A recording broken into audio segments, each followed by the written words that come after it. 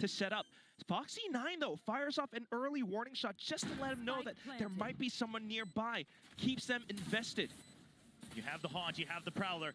Prowler goes out, nobody close up on Heaven, so a little bit of room to work with for Yeoman. Foxy9, a nice swing out, but Izu sharp with it. And now the trade, a reposition from Izu, draws out Munchkin, and that's time bought for Carpe to tie things up at the half, 6-6.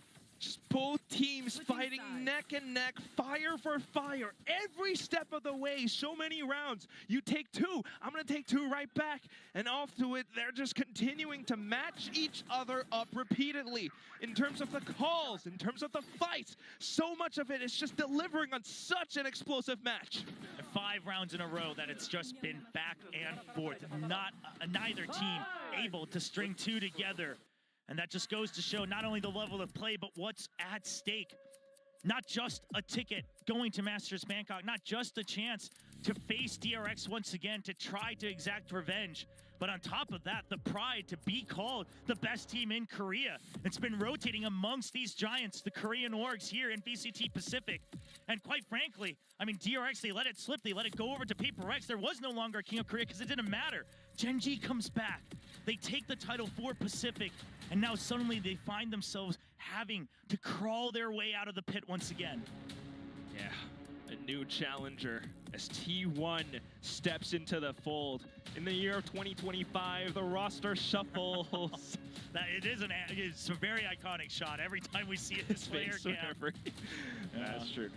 But yeah, I mean, there has been a lot of hype surrounding this team, and if they are able to tie up the score at the end of the first half against Gen G on their home map, that says quite a bit.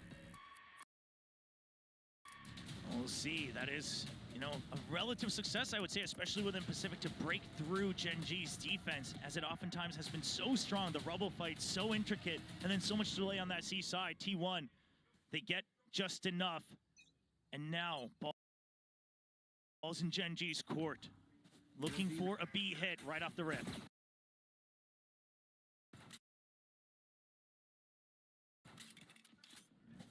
Some early pings throughout Rubble as well, but now the Prowler just a check.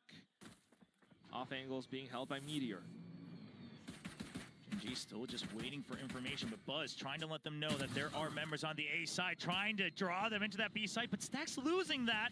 Suddenly T1 stranded a little bit. They have to push out if they want to create space. The paranoia should have landed, but Munchkin buys enough time. It's a nice shot, and now it's a 2v1.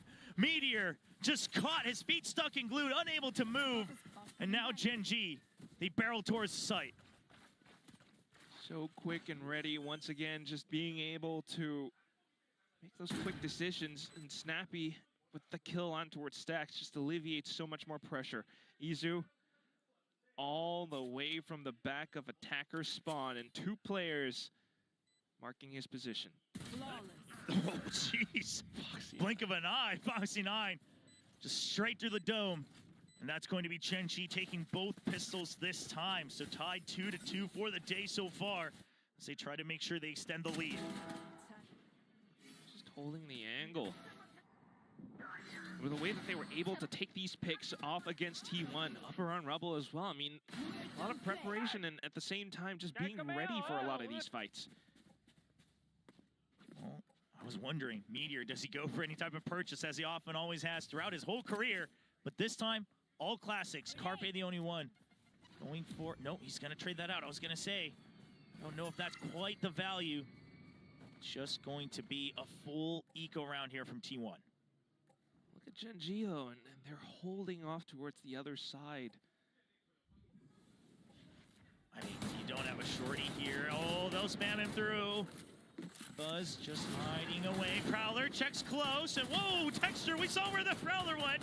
Perhaps expected him to start backing up, but eventually we'll get the frag onto Carpe. I think he kind of anticipated that, you know, with the Prowler getting so close, that the other opposing player might have to run all the way to the back, but nonetheless, still a bit of stability for Gen G as they continue to march